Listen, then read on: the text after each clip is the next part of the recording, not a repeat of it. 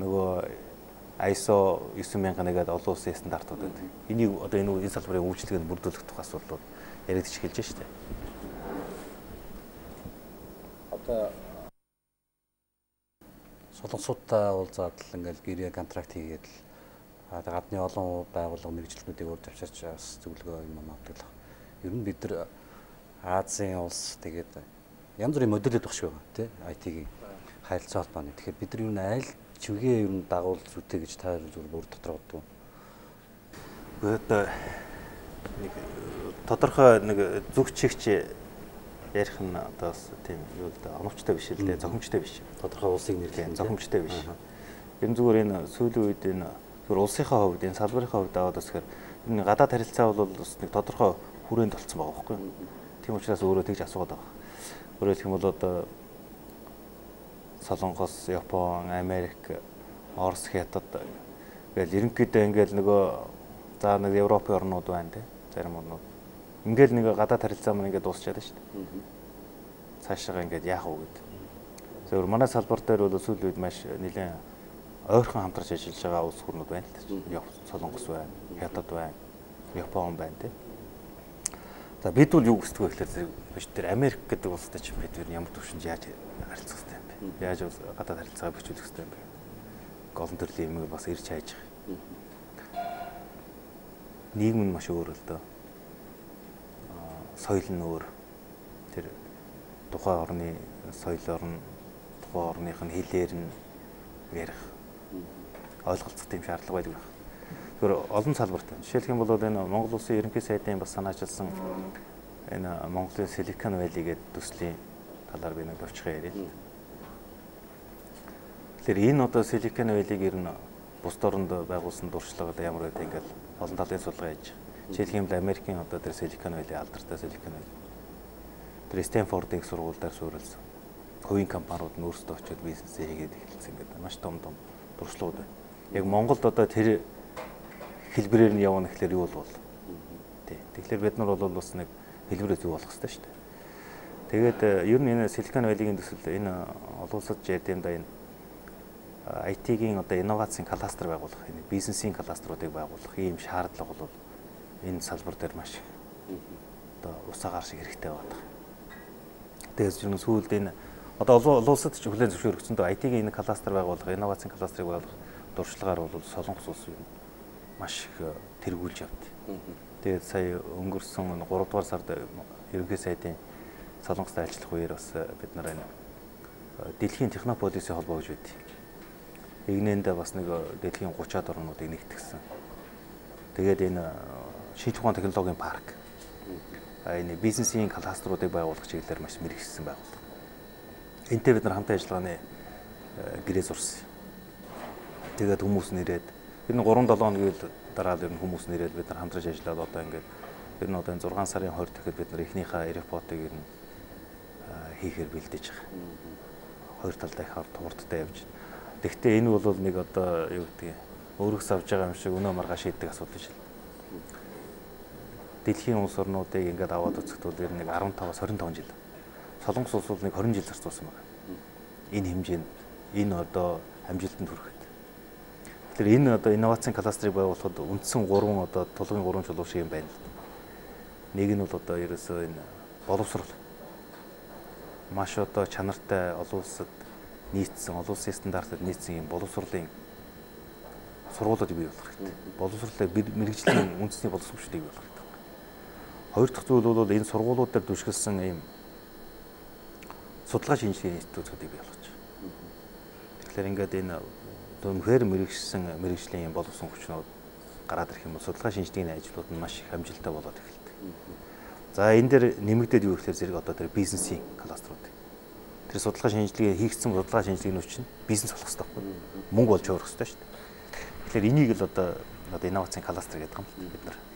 Тэгээ энийг байгуулахын төлөө бид нар ажиллаж байгаа. Ер нь бол эхлэлийн тавьсан. Тэгээ бидний тооцоолж байгаагаар бид нар бол ер нь 2017 он гэхэд ер нь инновацийн кластерын суурийг эхлүүлнэ гэсэн ийм тооцоотой яждаг.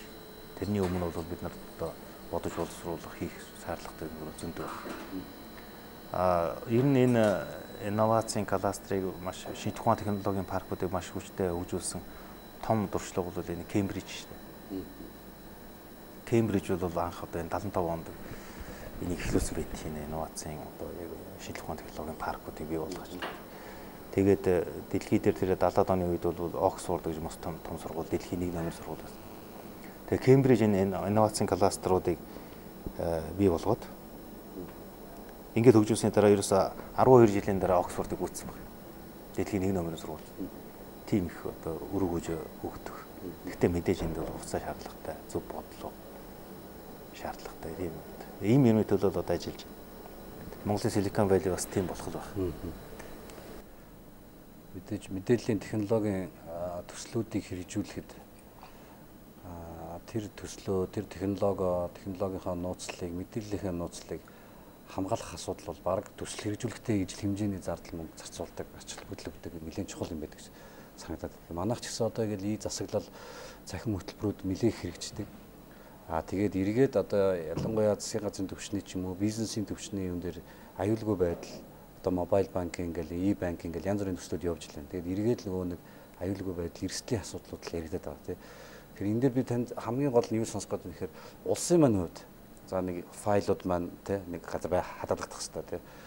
Тэр ажил юм төсөл юм яаж явж байгаа. Тий, ер нь ингээд аливаа юм ингээд нэг хөгжлөөхөө 90 үе дээр нэг эерэг зүйл их байх юм. Бас тэрнийг дагаад сөрөг зүйл их байна. Одоо жишээлх юм бол Microsoft гэж компани гарч ирэл Windows-ыг хийгээл Microsoft Office-ийн програмуудыг хийгээд эхэлсэн. Яг одоо Microsoft-ийн ингээд хөгжлөө гараад ирж байхад яг вирус гэл тэр нь бас давхар бизнес болоод явж штэ. Вирус гэдэг чинь бас л програм штэ. Тэрэн шиг бас яг ингээд мэдээллийн технологийн захим засаг гэдэг юм уу? Захим мэдээллийн сангууд их олноор үсээд ирэхлээр ер нь бас нэг тийм асуудал гарч байгаа. Энэ дэлхийн нийтээрээ л толгарч байгаа. Тэгээ Монголын хувьд бас энийг чинь бас хийх ёстой шүү дээ, хамгаалах ёстой. Тэгээ энэ дээр хэд хэдэн зүйл байдаг. Нэгдүгээр бол хууль эрх зүйн орчин гэж бүрдүүлж хэрэгтэй. Ер нь энэ ямар зохицуулт байх ёстой, ямар хариуцлага байдгийг нэг. Хоёрдугаарт бол техник технологийн шийдлийг хийж хэрэгтэй. Ер нь энэ аюул кибер аюулгүй байдлын орчин ер нь яаж үүсэх ёстой. Тэрийг шийдчих ёстой. Гуравдугаарт бол энэ маш том хүний нөөцийг маш сайн шийдвэрлэх ёстой. Боловсон хүчнийх асуудлыг. Тэгэхээр ийм гурван зүйл дээр бол нэлээд тийм явдаг. За дэлхийн нийтээрээ бол энийг нөгөө нэг дата төв байгуулах замаар их шийдэж байгаа. Тэгээд дата төв технологийн хувьд тонголж өгдөг. Мэдээлэл бол ер нь мэдээллийн технологийн аюулгүй байдлын гурван ойлголт байд юм да. Нэг нь бол нууцлалын тухай ойлголт. Нууц байх ёстой зүйлүүдийг нууц байлгах хэрэгтэй. Хоёрт нь бол мэдээллийн нэгдмэл байдлын тухай ойлголт. Тэр нь бол тухайн дата санд мэдээллийн санд халагдсан мэдээллүүд бол өөрчлөгдөхгүй байх хэрэгтэй, устгахдаггүй байх хэрэгтэй. Ийм зүйлүүд байдаг. Гуравдугаар төр хүртээмжийн тухай асуудал.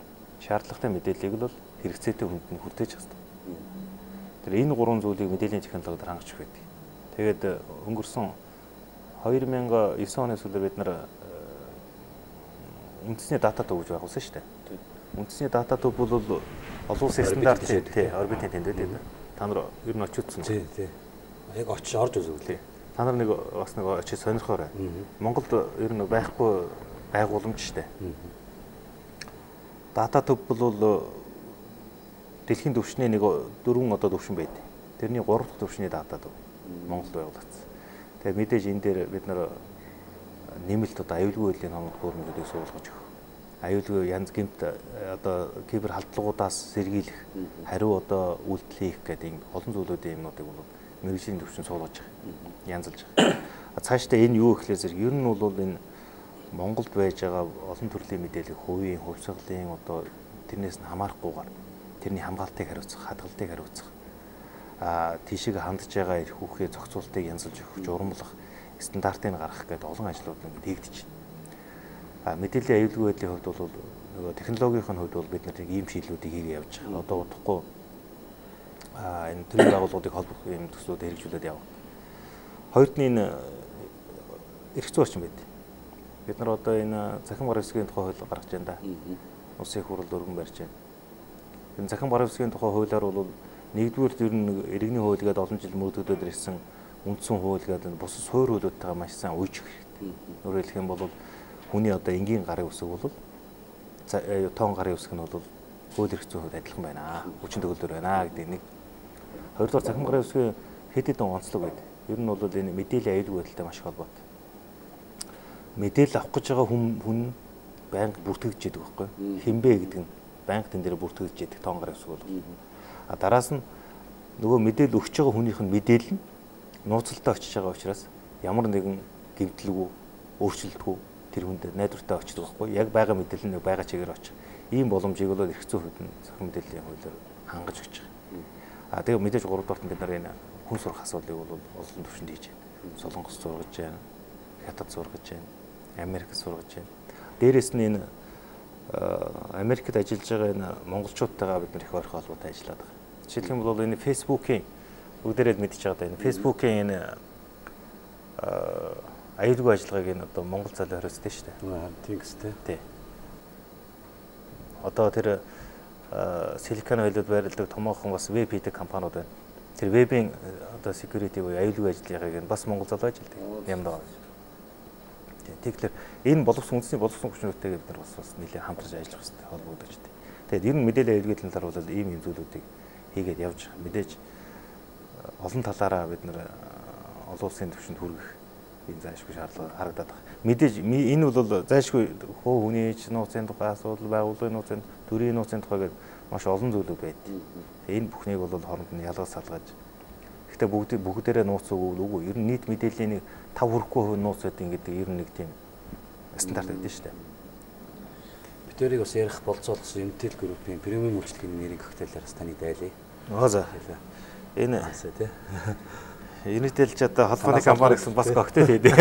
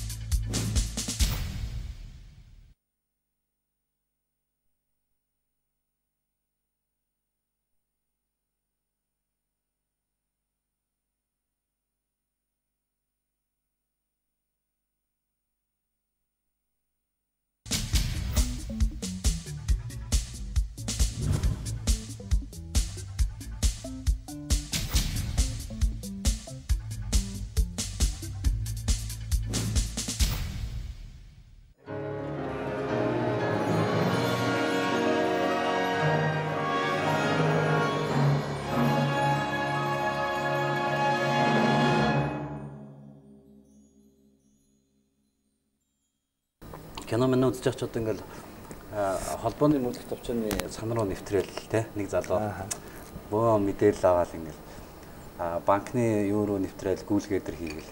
Монголд юу тийм одоо сонирхол асуухад тиймэрхүү явдлууд байдаг юм хакерууд ч гэдэг юм уу те мэрэгжлийн тийм хакерууд байлгүй яах вэ?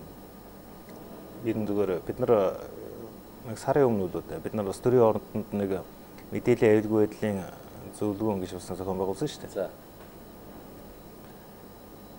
Хувийн хэмжлийнхэн төрийн байгууллагууд за хэвлэл мэдээллийнхэн гэдэг олон хүн оролцож байгаа. Жишээлх юм бол ер нь Mobicom корпорацийн одоо эдний одоо сүлжээр өтер бол сард бол нэг 100 гаруй мянган халдлага бүртгэдэг шүү дээ.